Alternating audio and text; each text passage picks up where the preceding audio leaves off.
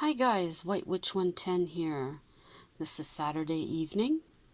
This photo you're looking at is one that either hubby or I took at Mud Lake Britannia Conservation here in Ottawa a few years ago.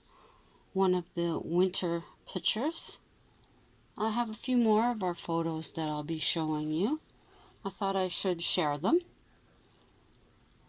And we're going to start off this evening with facts about the movie It's a Wonderful Life. It was released December 20th, 1946. The movie is based on a short story by Philip Van Doren, and his story was called The Greatest Gift. The author failed to find a publisher and sent it as a Christmas card to 200 friends in 1943. Cary Grant was to play George Bailey. Frank Capra replaced him with James Stewart when he bought the movie rights. Stewart didn't know if he was up to playing the part so soon after World War II. And the phone kiss scene was his first on-screen after returning from World War II. The role was Donna Reed's first starring role. The budget at that time was $3.7 million, and the set was built in 2 months. There were 75 buildings, over 4 acres in Encino. It was the most elaborate set at that time. Seneca Falls, New York, was the inspiration for Bedford Falls, and there is a museum there for the movie. Now, the movie was shot during a heat wave in 1946. 6,000 gallons of fomate, sugar, and water made the snow for the set.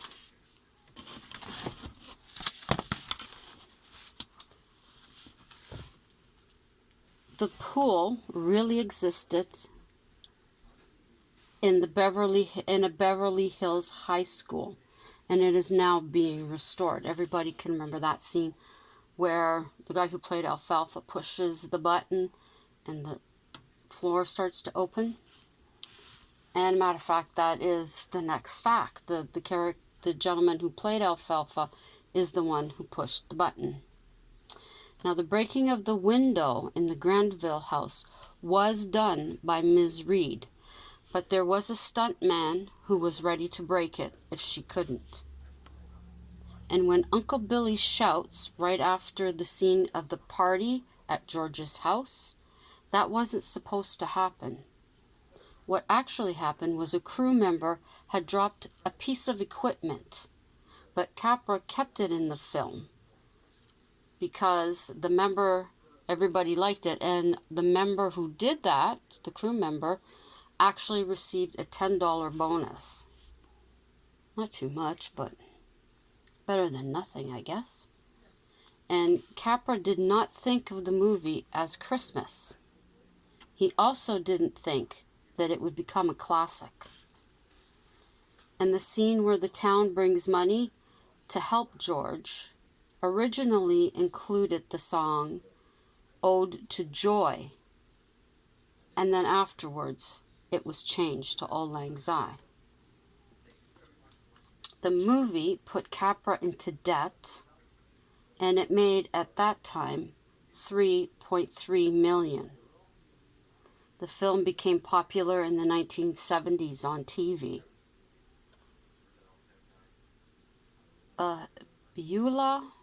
Beulah Bondi had played Stewart's mother in 5 movies.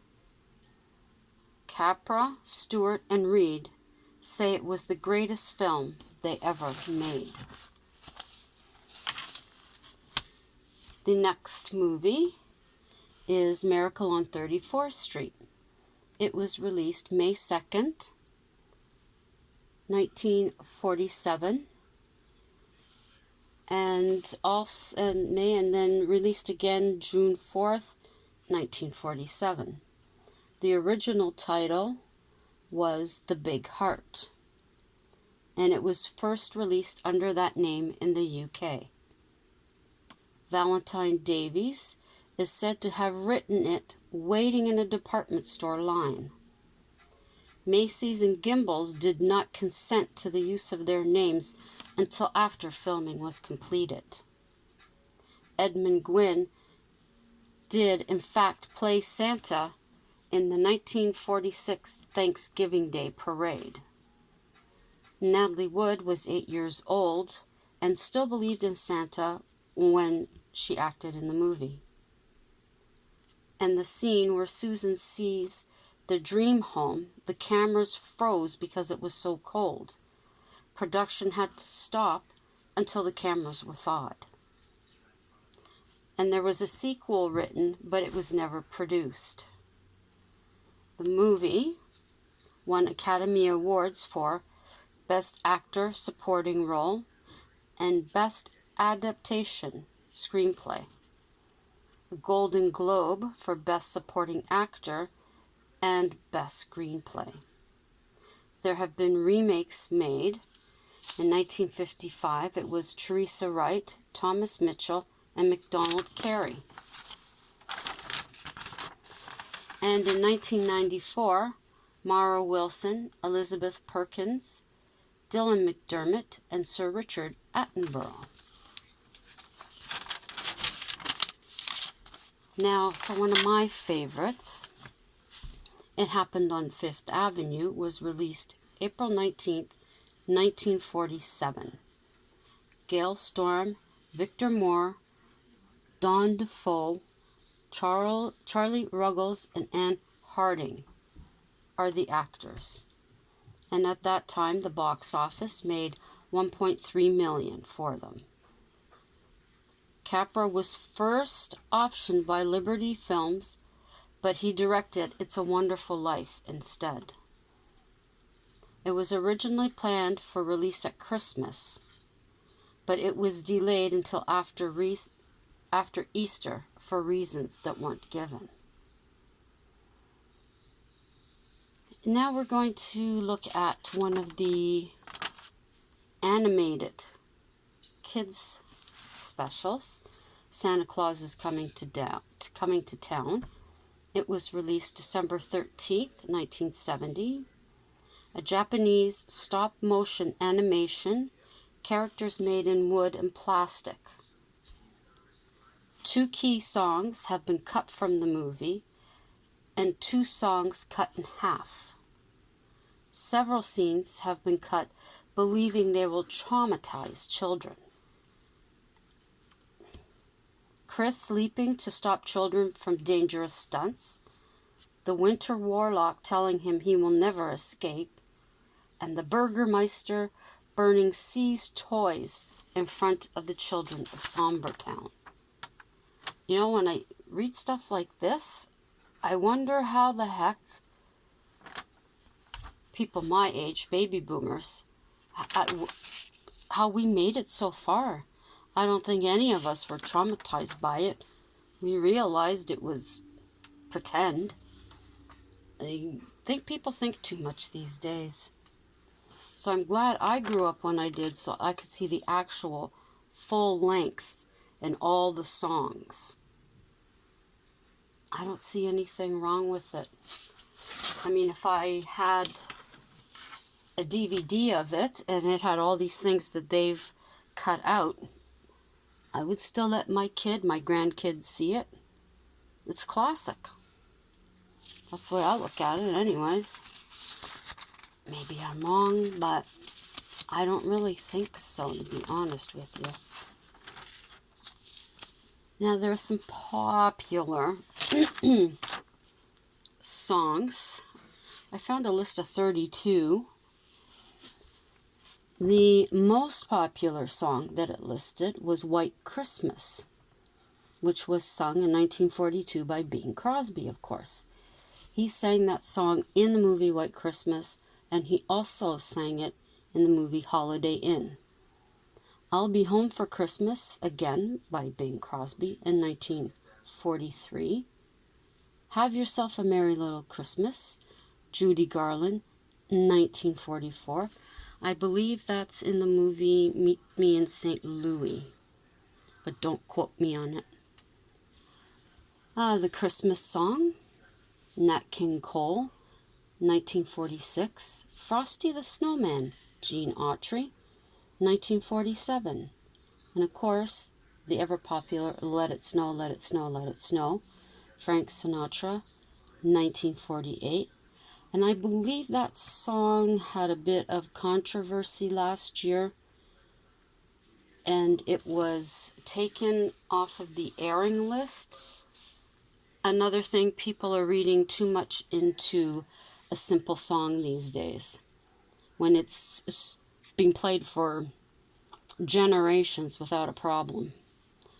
Santa Baby, sung by Eartha Kitt, 1953. Blue Christmas, Elvis, 1957. And Rockin' Around the Christmas Tree, Brenda Lee, in 1958. And that was also sung by the Partridge Family, one of my favorite TV programs. Sleigh Ride, Johnny Mathis, 1958. Jingle Bells, Ella Fitzgerald, 1960. It's the Most Wonderful Time of the Year, The Sexy Old Guy, Andy Williams, 1963. A Holly Jolly Christmas, of course, Burl Ives, 1965. Winter Wonderland, Dean Martin, 1966. Merry Christmas Baby, Otis Redding, 1968. And Rod Stewart sings that on his Christmas album. Feliz Navidad, Jose Feliciano, 1970. I Saw Mommy Kissing Santa Claus, Jackson 5, 1970. Wonderful Christmas Time, Paul McCartney, 1980. And of course, Last Christmas, Wham, 1984. All I Want for Christmas Is You, Mariah Carey, 1994. And 12 Days of Christmas, which was originally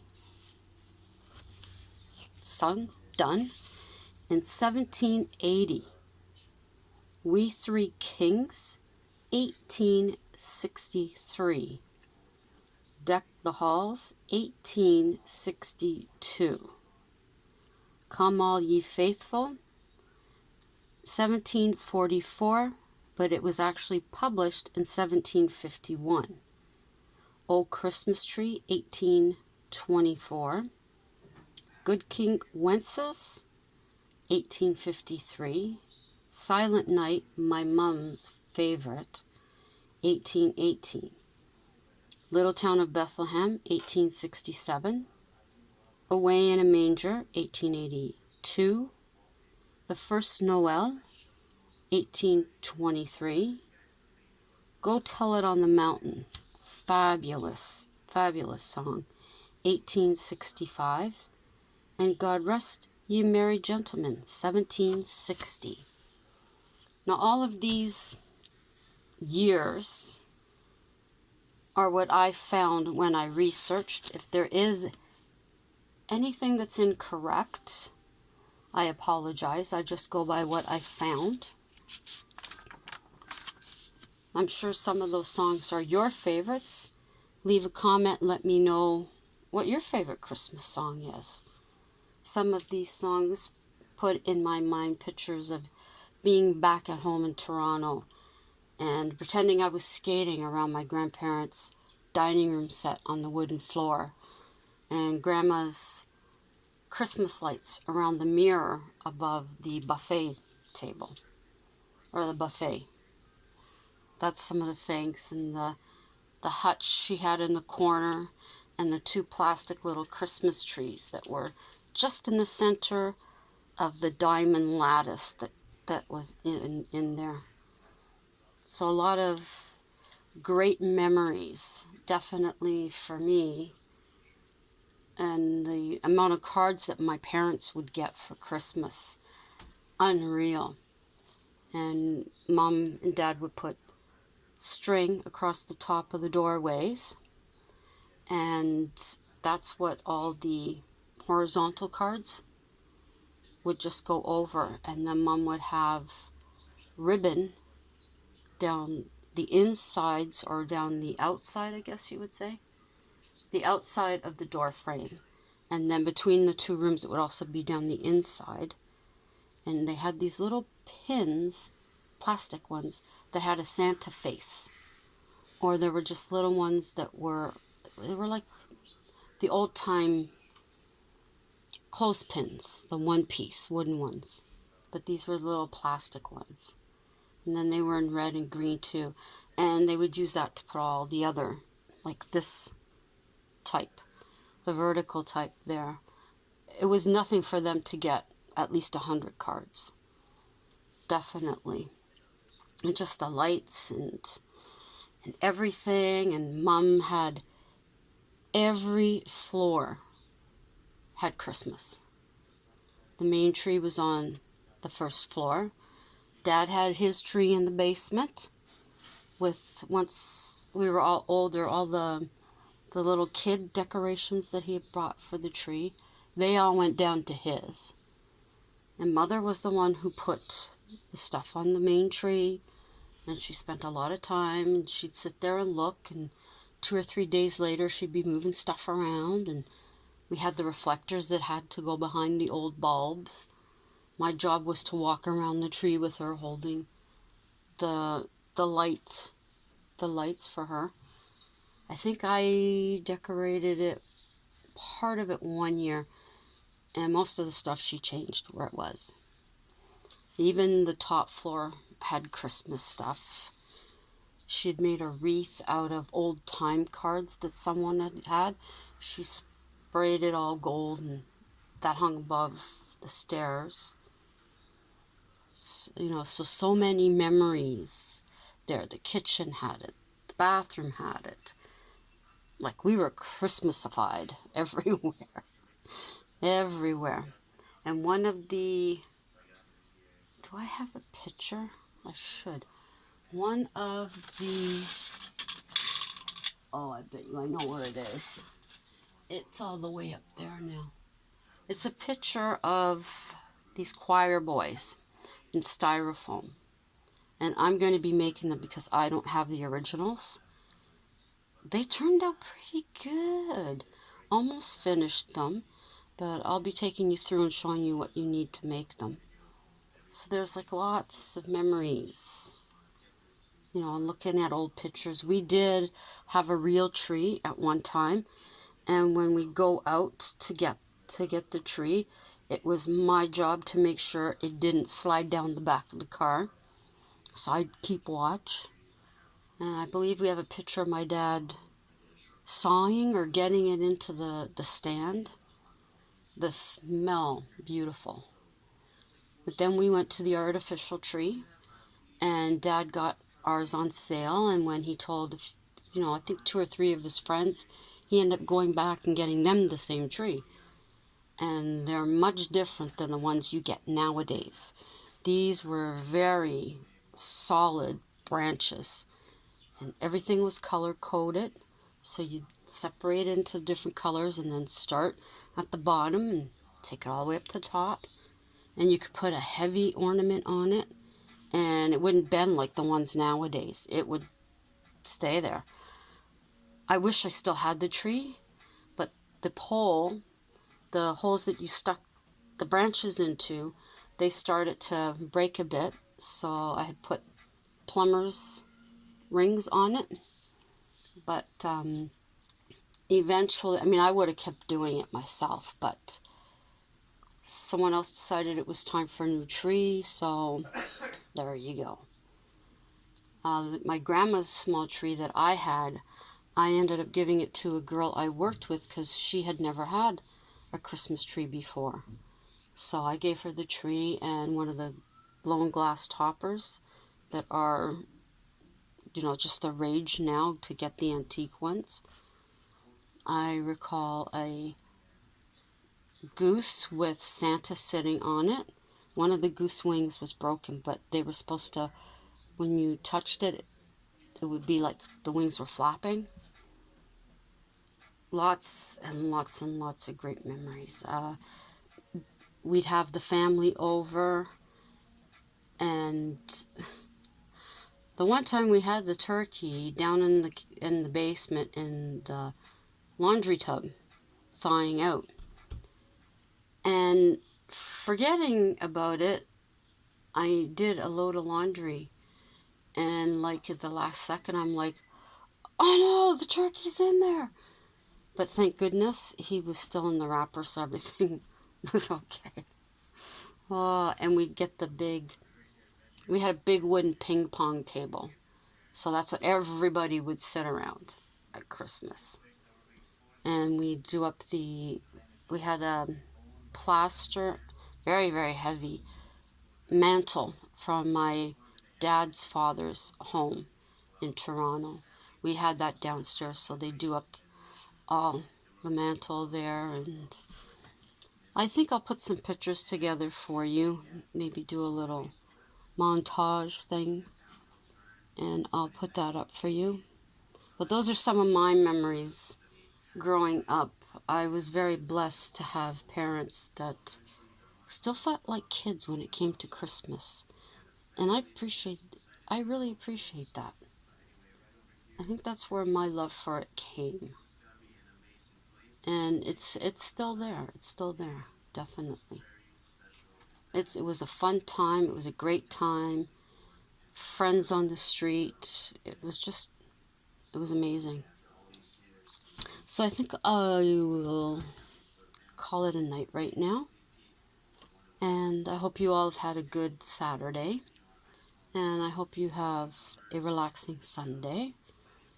To my loyals, thank you for coming by and checking out this evening's episode, installment, video, all the above. If you're just dropping through, check out the other videos, see if you like them. If you do, give them a thumbs up. If you'd like to leave a comment, have a question, want to let me know what you think, by all means, go ahead. I will answer you and share it out if you feel so. But if there are any, I haven't had any yet, but if there are any negatives, I will remove them. I will not even bother to reply to them. Positivity. That's what it's about, feeling good. And if you're in that frame of mind, you're that type of person, please subscribe. Hit the notification bell so you'll know when I upload. And then we can share some time together. So until tomorrow, ciao for now.